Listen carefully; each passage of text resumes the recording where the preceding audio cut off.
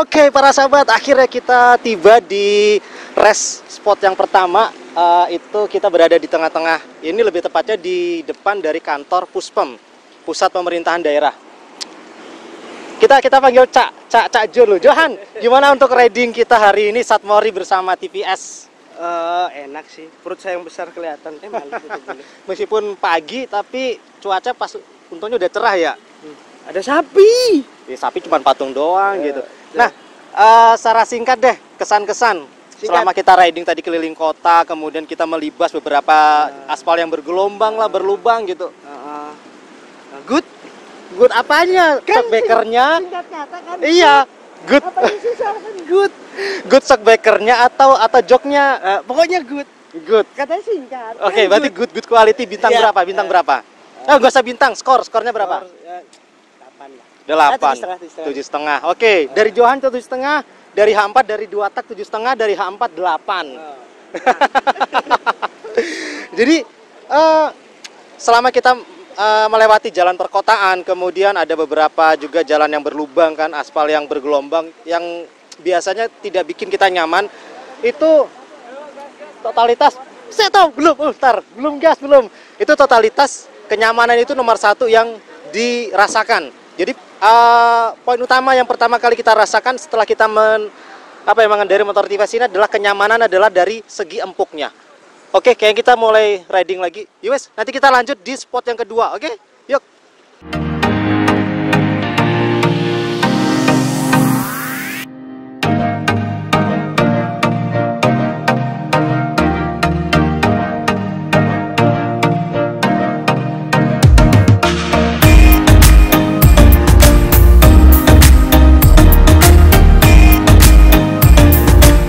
Oke, H4 baru saja selesai lunch bersama teman-teman blogger, vlogger, dan juga media. Dan karena ini mumpung ada kesempatan ya, setelah lunch untuk sedikit mengulas hasil H4 bersama teman-teman blogger, vlogger, dan media. Itu mengendarai motor TVS, bisa dibilang rutenya pun juga lumayan jauh. Kita start tadi dari Denpasar, Mahendra Teguh Umar, kemudian kita ke Kute, Legian, Seminyak. Kemudian lanjut ke Dalung, kemudian ke Puspem, Pusat Pemerintahan Badung. Kemudian kita balik lagi menuju ke daerah Gianyar. Sekarang kita berada di sepanjang jalan Ide Bagus Mantre.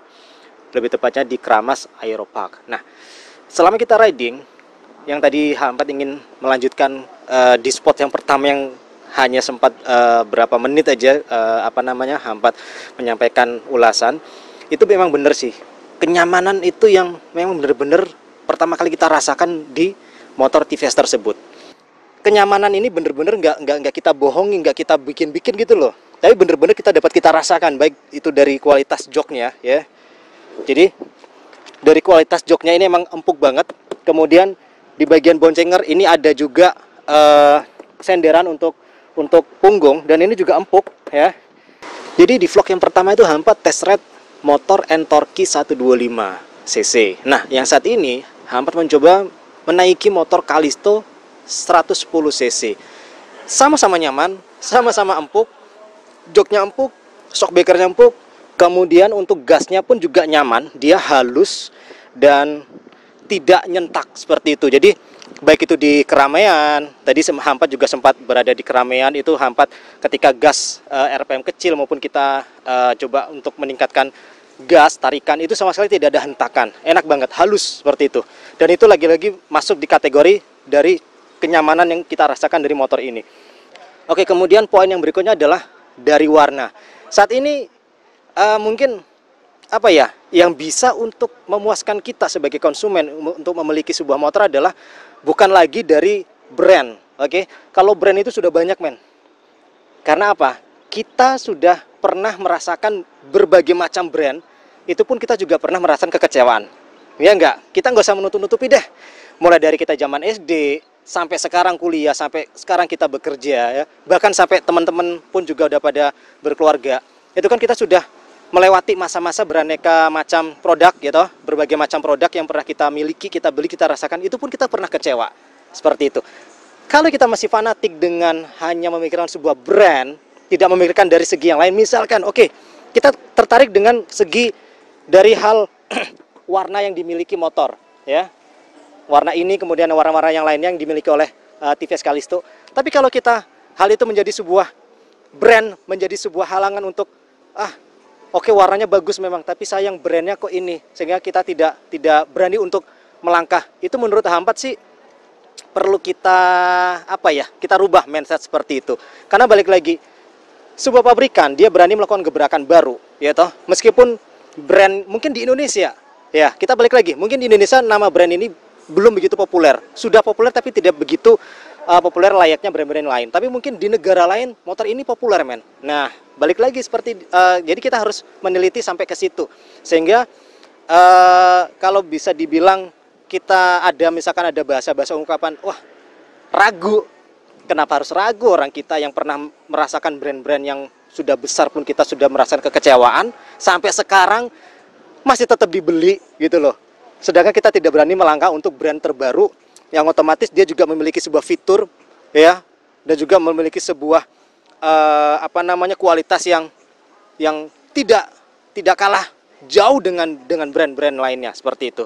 Dan kalau misalkan para sahabat bertanya-tanya tentang, wah motor itu nggak bisa lari, sekarang balik lagi, men, cc-nya berapa dulu? Kalau kalian ingin mencari motor matic yang bisa lari, kalian pilihlah yang di atas 150, sekalian 250 cc, itu baru bener. Tapi kalau motor matic yang di bawah 150 kalian mengharapkan bisa speeding, kita mungkin anggap hal yang lucu ya seperti itu. Jadi kita harus bisa membedakan, kita memiliki motor matic yang khusus untuk perkotaan, untuk nyantai dengan pasangan, dengan teman-teman, bahkan untuk sendiri, riding sendiri, yaitu otomatis yang motor di bawah 150. Tapi kalau kita ingin riding jauh, speeding, touring, meskipun motor ini bisa dipakai touring, tapi dalam ritme yang santai. Tapi kalau kita ingin touring dan sekalinya kita touring juga pengen speeding, ya otomatis cari yang 250 cc, kan seperti itu. Jadi kalian jangan dijadikan sebuah alasan motor ini nggak bisa lari. Ya balik lagi, men, cc-nya aja di bawah 150, dan motor Callisto ini cc-nya ada 110 cc. Kalau motor yang pertama Hampat test ride itu motor Entorqi, itu cc 125. Oke, tadi Hampat sudah mencoba ya mentok mungkin 83 km per jam, bisa untuk speeding semaksimal itu. Tapi mungkin teman-teman yang lain mungkin ada yang lebih dari 80 km per jam, karena kan bagi para sahabat yang sudah pernah main ke Bali dan pernah riding di sepanjang jalan Edo Bagus Mantre, itu kan otomatis sudah merasakan sendiri anginnya bagaimana, kemudian traffic, bukan traffic ya, karena waktu itu lagi kosong, anginnya lebih ke angin. Tapi motor ini ketika dipakai speeding, yang tadi Hampat sempat merekam lebih dari 80 km per jam, motor ini tetap stabil. Ada angin dari hempas dari sebelah kanan maupun sebelah kiri, motor ini tidak goyang sama sekali. Jadi bener-bener motor ini stabil di kecepatan 80 km per jam, kurang lebih seperti itu. Misalkan kalian bertanya dengan motor ini, apakah motor ini berat? Sekarang balik lagi, men, ya. Kita megang dengan satu tangan aja masih bisa, oke? Jadi motor ini bisa dibilang tidak begitu berat. Jadi bagi para ladies, ya, misalkan merasa canggung, wah motor ini takutnya berat. Enggak sama sekali, motor ini tidak berat, oke?